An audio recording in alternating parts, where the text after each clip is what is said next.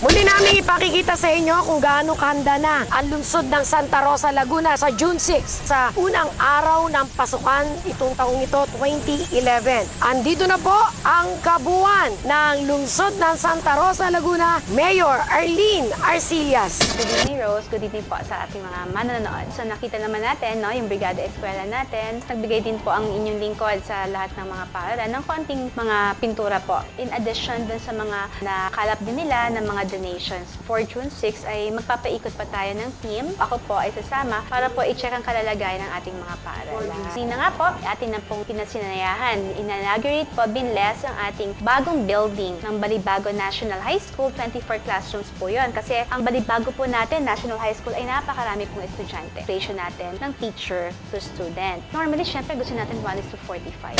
Pinagpapasalamat sa araw na ito dahil sa blessing po ng 24 classroom na kaloob ng local school boards sa pamamagitan po ni Honorable Mayor Arlene B. Arcillas. Ito po ay malaking tulong para sa mga kabataan, sa mga mag-aaral ng Balibago National High School at mga kanugdog na mga bayan pa po na nag-aaral dito. Dati ay 60 to 70 hanggang 90 po. Ngayon po ay bababa na po ang class size namin at siguro po ay kakaroon na ng magandang outcome ang aming performance this year sa pamamagitan po ng bagong facility na ito. Sa inyo po, Honorable Mayor Arlene Arcillas, maraming pong salamat. Santa Rosa, laging una. Santa Rosa, una sa Laguna! Maraming salamat po, Mayor! Santa Rosa, una sa Laguna! Tayo po ay nagkaroon din po ng seminar sa ating Department of Education. Doon yung nireport yung ating status ng ating mga paaralan, ating teacher-to-student ratio, student books ratio natin. Ang target natin ay maginhawahan ng ating mga estudyante, less students in a classroom para mas comfortable sila. At saka po yung sharing ng books natin ay unti-unti na po nating namimit. Sabi nga last term po ay almost 4 to 5 school buildings na napatayo natin. Tapos ngayon po ay 2 binless natin for last April and May. Temporary Science and Technology High School natin po yung inalisan ng SciTech, magagamit po ng Apex. May 2 po tayong target na ipapagawa for this year na mga paaralan.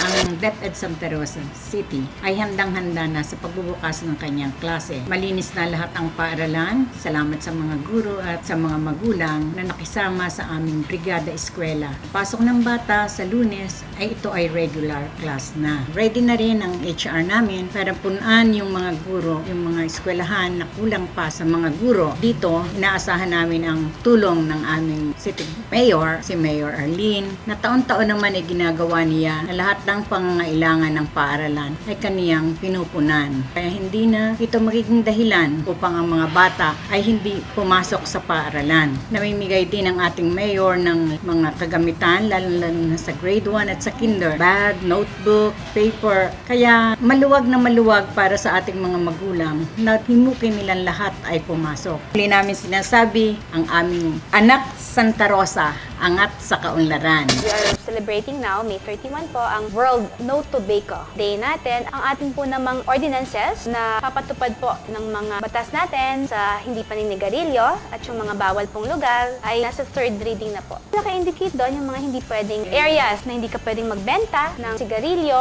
o hindi ka pwedeng manigarilyo within this distance from school, from public places. Dito po sa ating government offices, magkakaroon tayo ng designated smoking areas. Hopefully ay maipapublish na natin yung ating ordinance in support of no smoking sa lungsod ng Santa Rosa. So po sa mga activities nito, ayun po tinatawag po namin na fun run at saka yung ceremonial breaking po ng mga sigarilyo. Fun run activity po, kasama po namin ang staff ng City Health Office, gayon din po ang mga barangay health workers, aming po mga stakeholders, ang aming mga partners sa health. Ginagawa po namin ito taon-taon para po lumikha o mag-create ng awareness sa community para po malaman nila ang mga masasamang dulot ng paninigarilyo at himukin po o hikayatin po ang mga taong kasalukuyang naninigarilyo upang sila po ay mag-quit o tumigil na po. Ito po ay suportado ng aming Buting Mayor Arlene Arcillas. Gayon din po ng aming po mga mga city councilors. Kami po ang kauna-unahan na magkakaroon po ng local ordinance patungkol po dito. Muli po namin napatunayan na ang Santa Rosa una sa Laguna. Nagkaroon tayo ng inter-hospital na basketball tournament at nagwagi po ang ating mga